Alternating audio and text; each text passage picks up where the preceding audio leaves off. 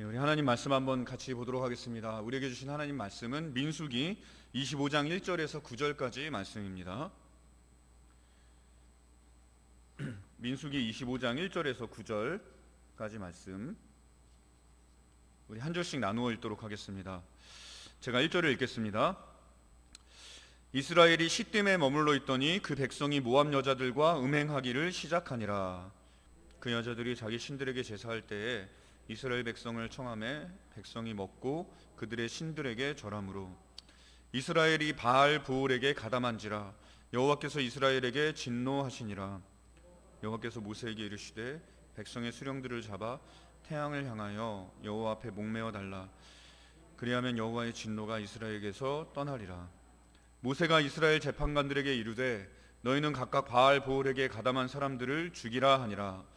이스라엘 자손의 온 회중이 회막문에서 울 때에 이스라엘 자손 한 사람이 모세와 온 회중의 눈앞에 미디안의 한 여인을 데리고 그의 형제에게로 온지라.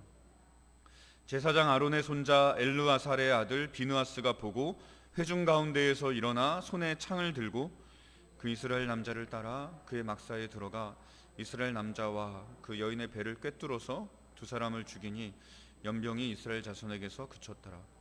같이 읽겠습니다. 그 연병으로 죽은 자가 24,000명이었더라. 아멘. 지난주에 이 청년부 수련회가 이렇게 관심 가져주시고 또 기도해주신 덕분에 은혜 가운데 마쳤습니다. 또 내일부터 시작되는 중고등부 수련회까지 마치면 이제 올해 3년 만에 돌아온 여름 사역이죠. 이 여름 사역 아직도 코로나가 기승인데도 은혜 가운데 잘 마치게 될 것 같습니다. 그래서 정말 얼마나 감사한지 모르겠습니다.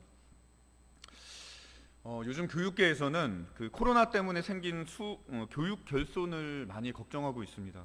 이 대학도 현장에서 학습이 어려워서 이제 줌으로 수업을 진행하고 이제 중등 고등 교육도 중고교 교육도 마찬가지죠. 그로 인해 생기는 이제 학업량 부족 이런 것이 언젠가 대한민국의 경쟁력 저하로 이어지지 않을까 이렇게 우려하는 시선들이 있는 거죠. 마찬가지입니다. 이 교회도 이 교육 결손이 심각하게 우려가 되는 시점이었습니다. 그런데 3년 만에 이 수련회를 하게 된 게 얼마나 감사한지. 이 수련회가 신앙교육에서 차지하는 비중이 상당히 크지 않습니까? 우리 성도님들도 수련회에 대한 추억 하나쯤 다 있으시죠? 그런 과정을 거쳐서 신앙이 세워진 것이라 수련회처럼 소중한 기회가 없다 여겨지게 되는 거죠. 근데 그걸 일부이지만 회복하게 된 거 하나님께 영광을 드려야 할 일이라 믿습니다.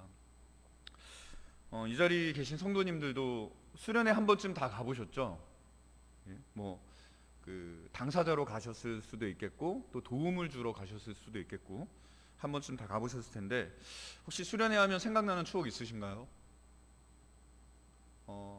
저는 이제 수련회에서 친구들하고 이제 밤에 잠 안 자고 게임하고 놀고 마피아 게임이라고 혹시 아시나요?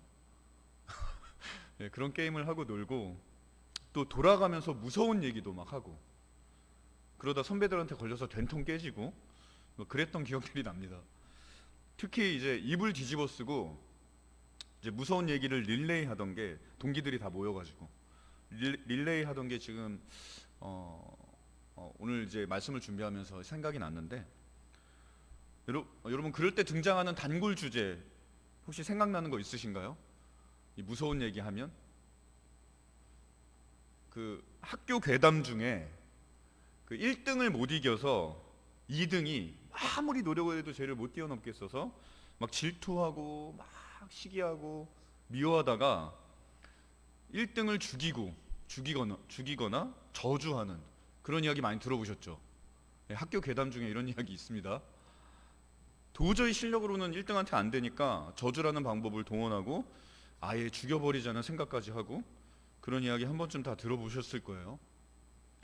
근데 그런 이야기가 꼭 학교에서만 있는 일은 아닙니다. 오늘 본문을 보면 이스라엘도 그런 일을 겪은 걸 알 수 있어요. 오늘 본문은 이스라엘이 40년 광야 생활을 청산하고 이제 가나안 땅을 들어가기 전에 있었던 일인데 본격적으로 가나안에 들어가기 전에 이스라엘이 먼저 요단 동편 땅을 다 정리했습니다.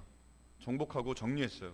그리고 가나안 정복의 교두보를 만들었는데, 이때 하나님의 도우심으로 이스라엘이 요단 동편의 강자들을 하나하나 정복하게 되는데, 그 기세가 그야말로 파죽지세였습니다.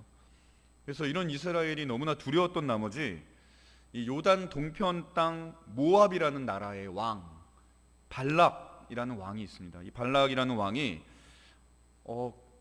그냥은 이스라엘을 상대하는 게 불가능하겠다라고 여겼는지, 당시 근방에서 그 아주 유명했던 이 선지자 발람이라는 선지자가 있어요. 헷갈리시죠? 왕 이름은 발락이고 선지자 이름은 발람입니다. 근데 이 발람이라는 선지자를 불러서 자문을 구하게 됩니다. 그래서 이 선지자 발람이 이 모압 왕 발락의 사주를 받아서 이스라엘을 이제 저주하게 되는데, 자 보세요.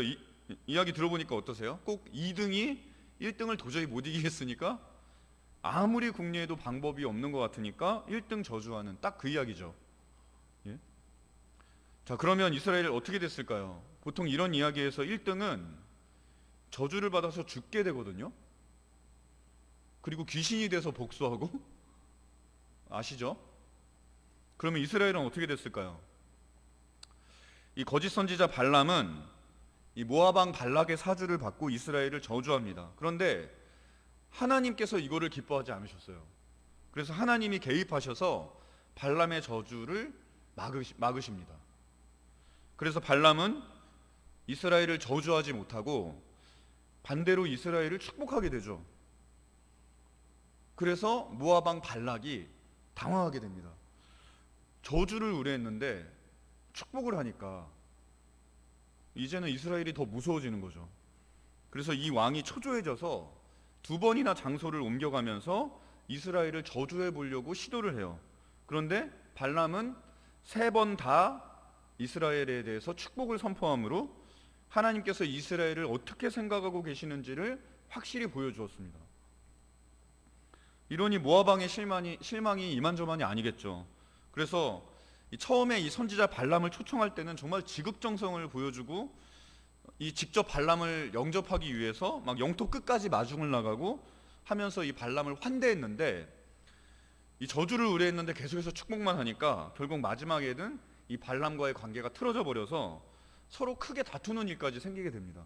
그래서 이 민수기 24장 10절을 한번 보시면, 10절과 11절 보시면, 발락이 발람에게 노하여 손뼉을 치라며 말하되 내가 그대를 부른 것은 내 원수를 저주하라는 것이오늘 그대가 이같이 3번 그들을 축복하였도다.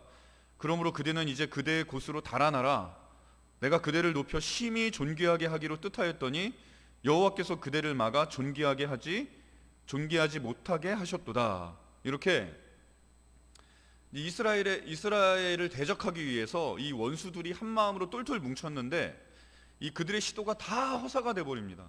그리고 그들은 흩어졌어요.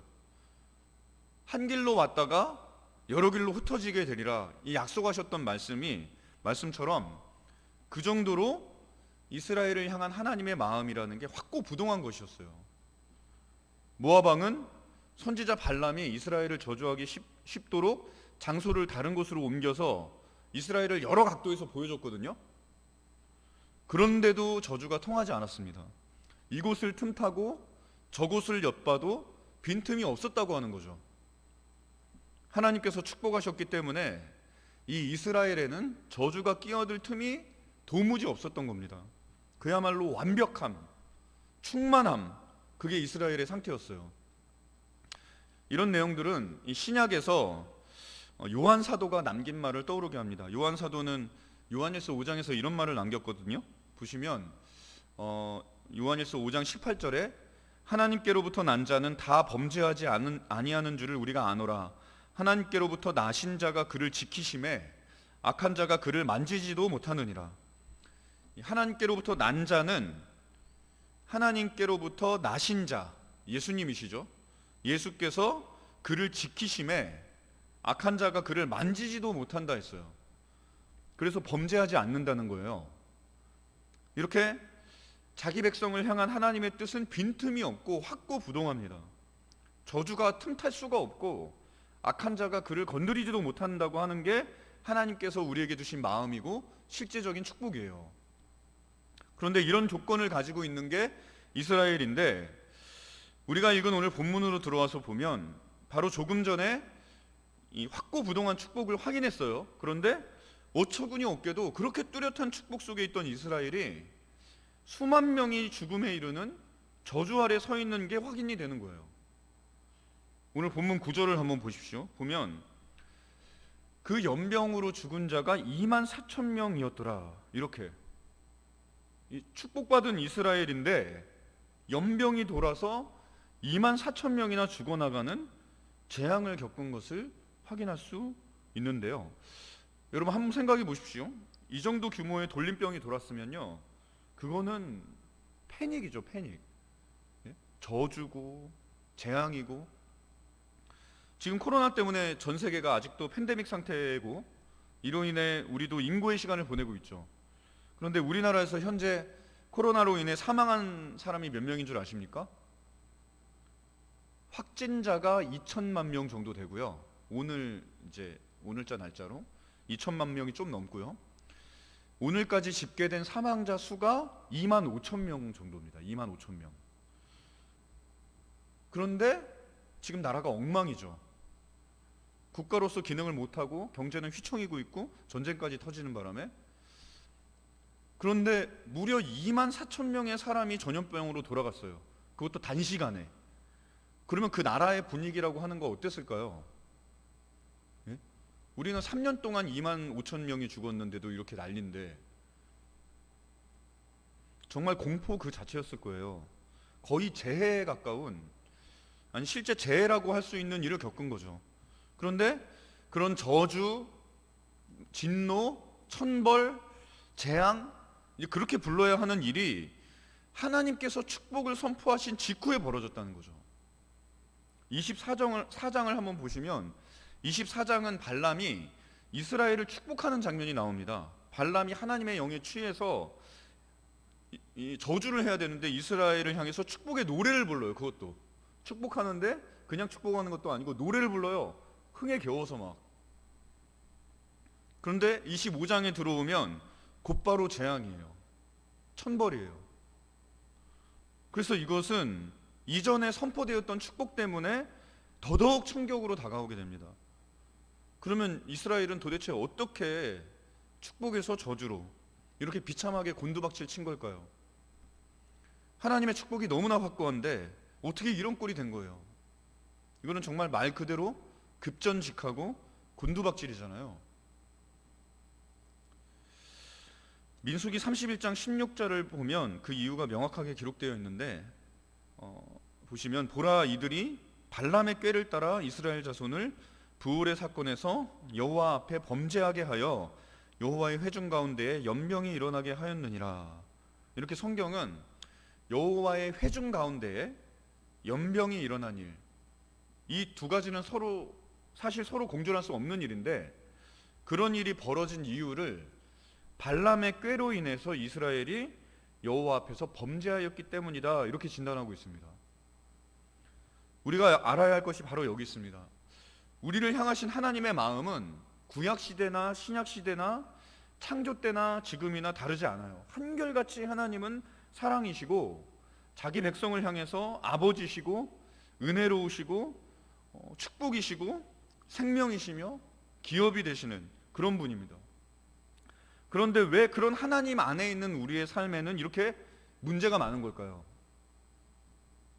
그거는 어제나 오늘이나 그때나 지금이나 한결같이 죄 때문에 그런 거예요. 죄 때문에. 죄로 인해 하나님과 우리 사이가 틀어지면 거기서부터 문제가 발생하고 붕괴가 일어나는 겁니다. 우리의 영혼에, 우리의 육신에, 우리의 교회에, 우리의 세상에 이 또아리 틀고 남아있는 죄가 우리를 쏘고 우리 발목을 잡으면 발람의 꾀가 이스라엘을 잡은 것처럼, 발람의 꾀가 이스라엘을 쏜 것처럼 하나님과의 관계가 틀어지면서 문제가 불거지고 붕괴가 일어난다는 거예요. 고난이 오면 우리에게 고난이 없을 수 없습니다. 이 모압 왕 발락이 이스라엘을 대적한 것처럼 세상 속에서 구별된 하나님의 백성은 항상 이 고난에 노출될 수밖에 없어요. 그 원수들이 있기 때문에. 따라서 고난은 사실 당연한 거예요. 그러나 고난은 우리를 이기지 못합니다. 왜냐하면 우리에게는 십자가 고난까지도 이겨내신 우리 주님의 사랑과 능력이 함께하기 때문에 그래요. 그런데 문제는 그 고난을 틈타서 죄가 일어나서 활동한다는 겁니다. 죄가 고난 속에서 우리의 믿음을 흔들고 불신을 부추겨요.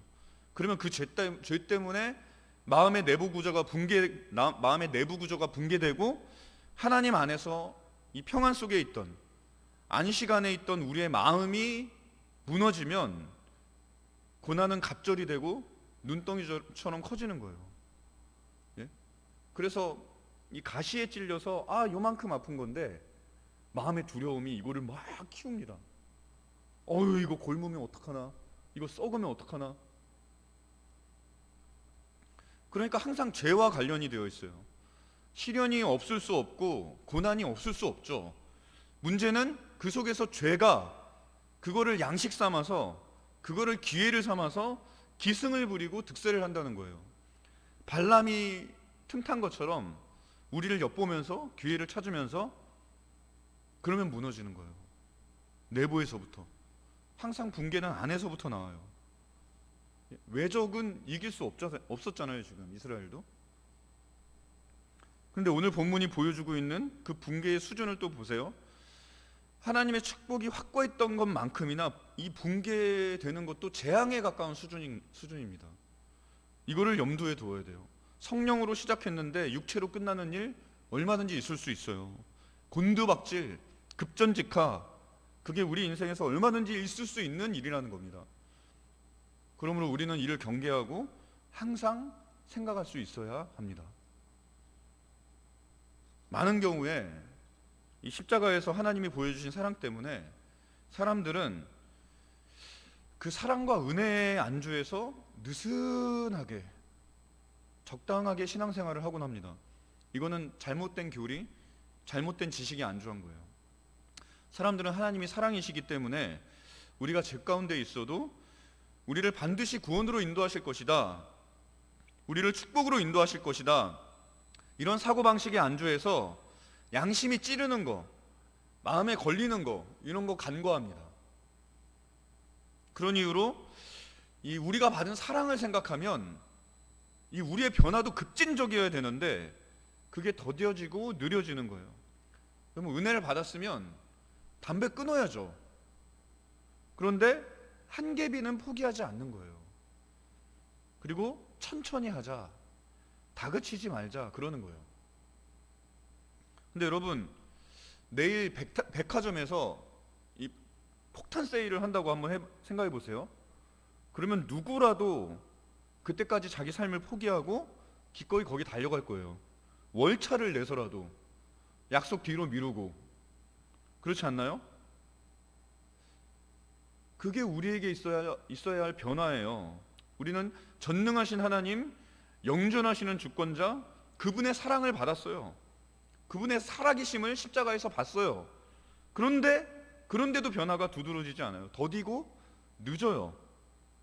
하나님이 복 주시는 자리로 좀처럼 가지를 않아요, 우리가. 왜입니까? 믿음이 부족하다 보니까 이 죄가 붙잡는 것을 뿌리치지 못해서 그래요. 소돔을 탈출하는데 자꾸 뒤돌아보는 거예요. 미련을 가지고. 그러다 소금기둥 되는 거죠. 롯의 아내가 그랬던 것처럼. 예수님께서 베드로에게 사탄아 물러가라 말씀하셨죠. 그런 식의 단호함이 없다는 거예요, 우리에게. 이 수제자를, 사랑하는 제자를 방금 전 놀라운 신앙 고백을 했어요, 자기에게. 그런데도 매몰차게 끊으셨던 예수님이 보여주신 이 하나님을 향한 단호함, 그런 게 없는 거예요. 그러다 보면 이거는 자꾸 늘어지고 자꾸 더뎌지고, 그러면 하나님께 인내심을 요구하는 식이 되어버리는 거죠. 분명히 하나님께서는 사랑이시기 때문에 우리를 향해서 그 한이 없는 사랑으로 우리를 부활까지, 영생까지 오래 참음과 능력으로 인도하실 겁니다. 아이고, 아직 어리지, 아직 미숙하지, 아직 나를 모르지, 아직 믿음이 적지, 그러면서 인내하시고 하나님은 그분 아버지로서 그분의 일을 하세요. 그러나 그게 한없이 늘어져 버리면 하나님의 사랑이 크다고, 그렇다고 해서 우리가 언제까지나 계속해서 이 하나님의 사랑을 시험하거나 이 하나님의 인내하시는 것을 기만한다면 그건 결코 있어서는 안 되는 일이죠. 사랑에 대한 반응은 어디까지나 사랑이어야 정상입니다. 그런데 하나님은 사랑이신데 우리가 하나님이 싫어하는 죄와 악수하고 타협하고 동거한다면 그거는 이전보다 더 심각한 죄악이 될 수 있죠. 우리가 결혼하지 않았을 때 여러 사람 만나는 거는 그것도 안 될 일이지만 그게 크게 흠이 되지는 않죠. 망신은 당할 수 있겠지만 뭐 이렇게 양다리 걸치고 막 문어다리 걸치고 이러면 안 되잖아요. 그러나 결혼한 후에 다른 사람에게 한눈을 파는 건 그것은 결혼하기 전에 그러는 것과 비교할 수 없는 큰 죄가 되죠. 그때부터는 망신 수준을 넘어서 삶이 파괴가 되는 거죠. 가정이 파괴되고 경력이 단절되고, 그것과 마찬가지입니다. 우리는 하나님의 사랑을 받은 자예요.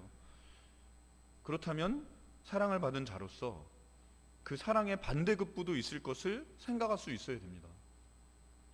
그래서 하나님께서 이 사건 속에서, 오늘 이 본문의 사건 속에서 자신을 질투하는 하나님으로 나타내고 계신 거예요.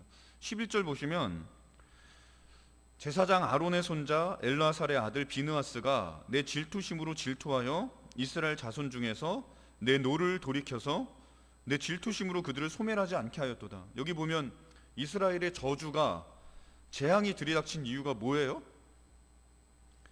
질투 때문이었어요. 질투 때문에 이스라엘이 붕괴된 겁니다. 그러니까 우리가 저지른 죄 때문이 아니라, 그게 원인이지만 궁극적으로는 죄 가운데서 하나님을 시험하고 그로 인해 하나님이 질투하셔서 진노하셔서 이런 일이 벌어졌다는 거예요. 하나님은 이스라엘을 생각할 때 축복을 생각하셨어요. 발람과 발락이 한 통속이 돼서 이스라엘을 엿볼 때 하나님은 그들을 엄하게 단속하셨습니다. 나귀가 말하게 하면서까지 칼을 든 사자를 보내셔서 발람의 길을 막으셨고, 그래도 기어이 이스라엘을 저주하러 가니까 이스라엘을 저주하려고 했을 때 그 저주의 말을 입 밖에도 못 내게 단속하셨죠. 그리고 축복의 말만 하게 하셨습니다. 그렇게 이스라엘을 보호하시고 감싸주시고 지켜주셨어요. 그런데 그런 후에 곧바로 이스라엘이 무슨 짓을 해요? 음행을 합니다. 그리고 우상의 제물을 먹더니 이방신에게 절하고 바알 부올에 가담했어요. 오늘 본문 1절부터 3절까지 한번 볼까요? 보시면 우리 같이 한번 읽어보겠습니다. 시작. 이스라엘이 시딤에 머물러 있더니 그 여자들이 자기 신들에게 제사할 때에 이스라엘 백성을 청함해 백성이 먹고 그들의 신들에게 절함으로 이스라엘이 바알 부올에게 가담한지라. 여호와께서 이스라엘에게 진노하신. 보니까 처음에는 모압 여자들과 어울렸습니다. 그냥 그러다가 음행을 하게 되더니 그 다음에는 그들의 제사에 참여해요. 그러더니 3절 보니까 어떻게 됐어요? 끝에는 아예 바알 부올에 가담을 했습니다. 음행은 더불어 먹고 마시는 교제로, 교제는 결국 하나님을 배신하고 우상에게 굴복하는 것으로, 그리고 끝내 하나님을 떠나서 바알 부올에게 가담하는 일로 이어졌어요. 그러니까 이게 하나님 입장에서 얼마나 기가 막혔겠어요. 가정을 위해서 이 밖에 나가서 힘써 일하고 집에 돌아왔는데, 집이 난장판이 되었다고 생각해 보세요. 아내가 다른 남자를 들여놓고 자녀들은 서로 아기 다툼을 하고, 그러면 그 집의 가장이 느낄 마음을 생각해 보세요. 그 분노는 생각만 해도 두렵죠. 사랑했던 것만큼 분노는 막 활활 타오를 겁니다. 왜 하나님께서 자신을 소멸하는 불이라고 하셨겠어요? 그러므로 우리는 하나님 앞에서 우리의 정결을 우리의 거룩을 힘써 지켜야 됩니다. 예?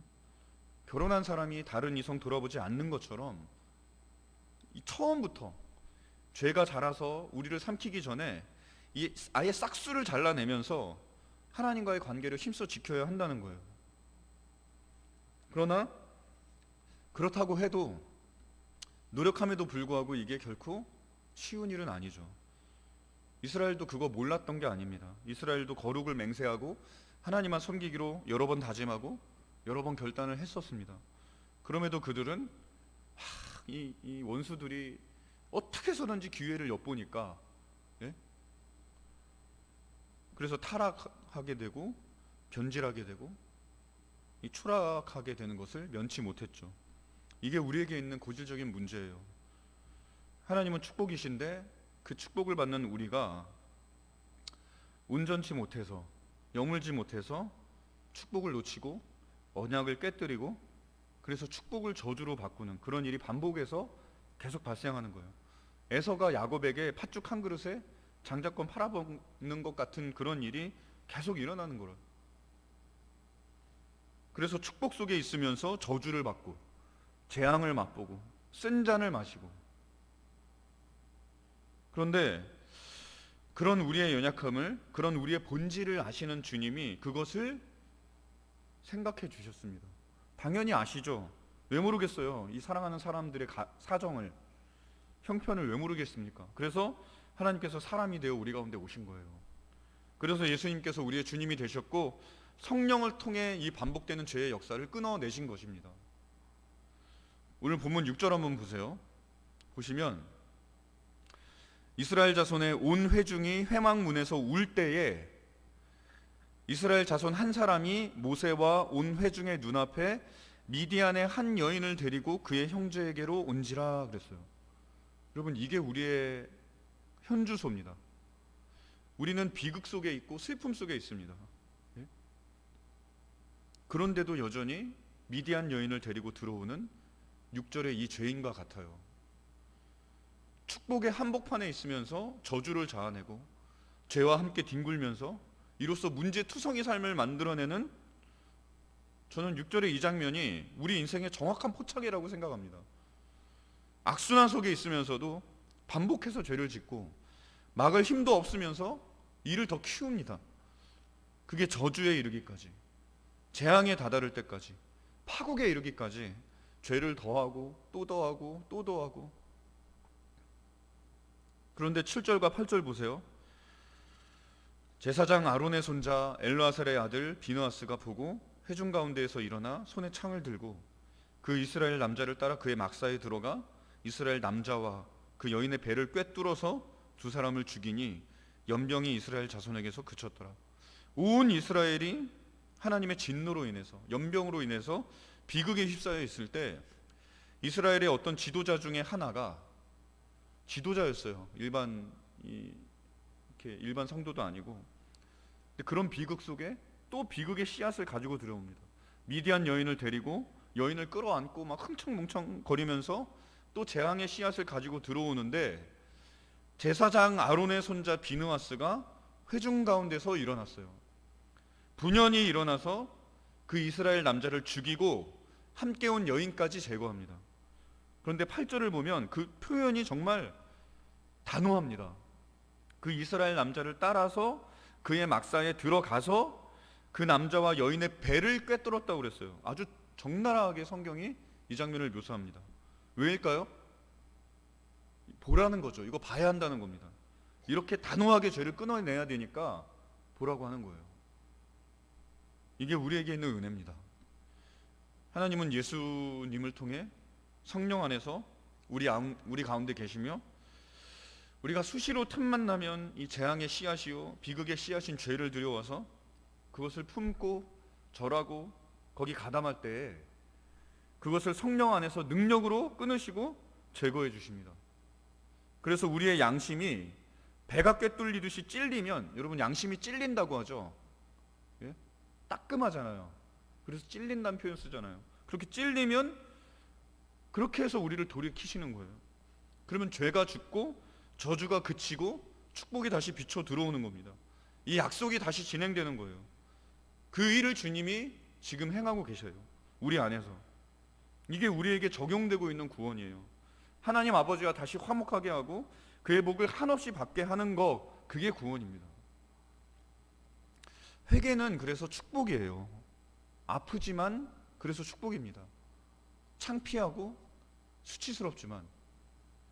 오늘 본문에서도 배가 꿰뚫려 죽은 것은 자기 동족이고 자기 형제였습니다. 그게 이스라엘에게 얼마나 아픔이었겠어요. 그러나 그것이 아프지만 그럼에도 그것은 축복이 되어서 이스라엘의 연병을 그치게 했습니다. 무려 2만 4천 명의 희생자를 낸 이 대재앙을 멈춘 귀한 일이 되었어요. 그렇게 주님은 우리 영혼에 계시면서 우리의 죄를 죽이시고 우리에게 드리운 저주를 끊으시고 우리에게 영원한 축복이 되시고 계세요. 그래서 우리는 연약함에도 불구하고 본질적인 문제가 있음에도 불구하고 주님의 인도하심을 따라서 축복의 길을 계속 갈 수 있게 된 것입니다. 그래서 저는 요한 사도가 이 요한일서 5장 18절에서 하나님께로부터 난 자는 다 범죄하지 않은 줄 우리가 아노라. 하나님께로부터 나신 자가 그를 지키심에 악한 자가 그를 만지지도 못하느니라. 이렇게 하나님께로부터 나신 자, 예수님께서 하나님께로부터 난 자, 우리죠. 우리를 지키심에 악한 자가 그를 만지지도 못하느니라. 그래서 그들이 범죄하지 않는 것이다. 이렇게 단언한 거라고 생각을 합니다.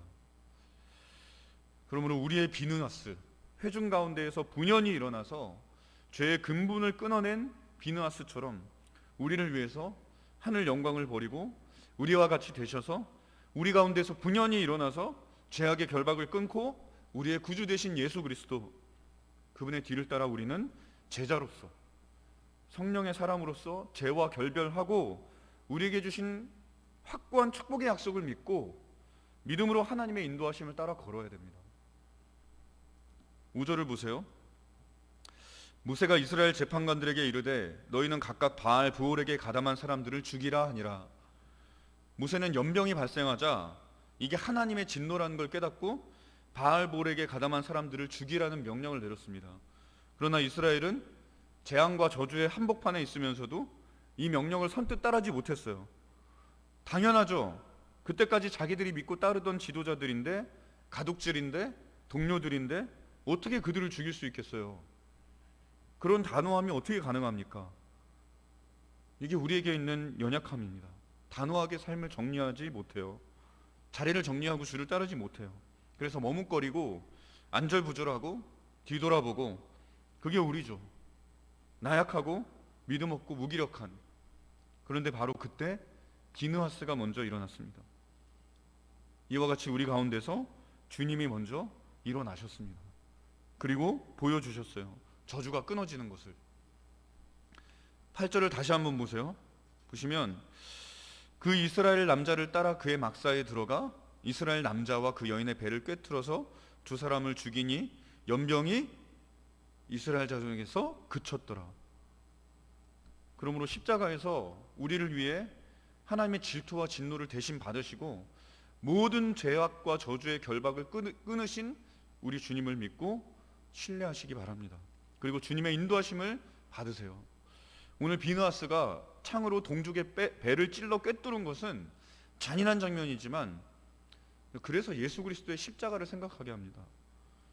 자기 몸을 꿰뚫어서 우리로 죄악에서 자유케 하신, 죄악의 결박을 끊으신 십자가, 얼마나 큰 대가를 치러야 했습니까? 우리의 죄악 때문에. 자기 동족을 죽이는 건 아무것도 아니었어요. 이 십자가를 바라보면 나의 주님, 한 분 하나님을 십자가에 매달아야 했잖아요. 그분의 귀한 몸을 꿰뚫어야 됐잖아요. 우리가 어떤 대가를 치른 것입니까?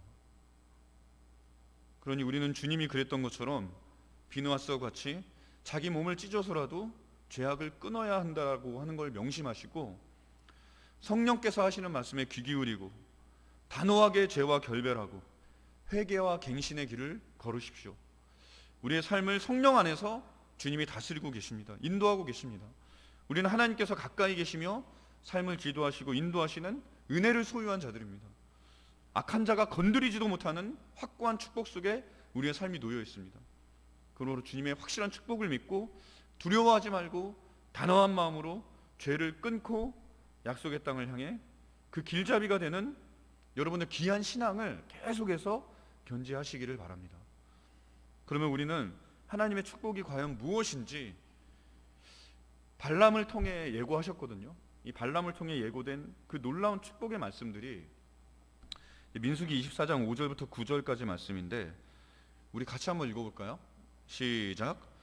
야곱이여 내 장막들이, 이스라엘이여 내 거처들이 어찌 그리 아름다운고 그 벌어짐이 골짜기 같고 강가의 동산 같으며 여호와께서 심으신 침향목들 같고 물가의 백향목들 같도다. 그 물통에서는 물이 넘치겠고 그 씨는 많은 물가에 있으리로다. 그의 왕이 아각보다 높으니 그의 나라가 흥왕하리로다. 하나님이 그를 애굽에서 인도하여 내셨으니 그 힘이 들소와 같도다.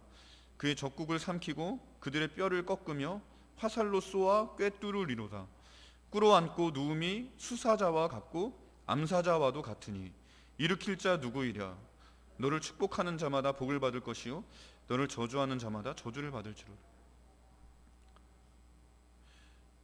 하나님께서 발람을 통해 예고하신 축복이거든요. 이 약속의 말씀들이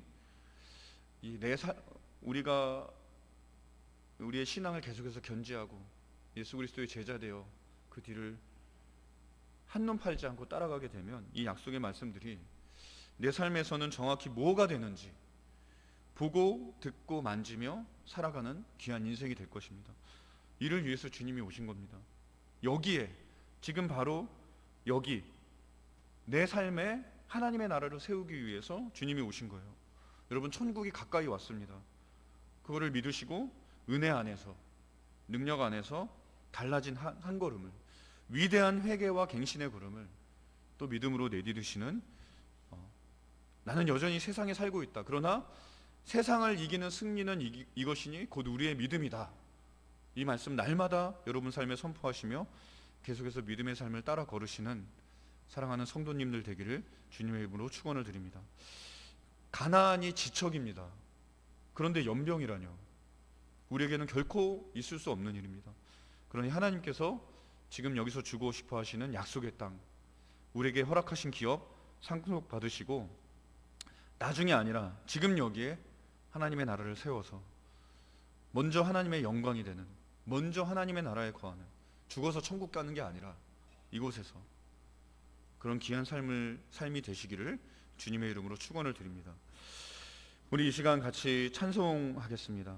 우리 믿는 사람들은 주의 군산이, 이 찬송 같이 한번 하시고 기도하시겠습니다.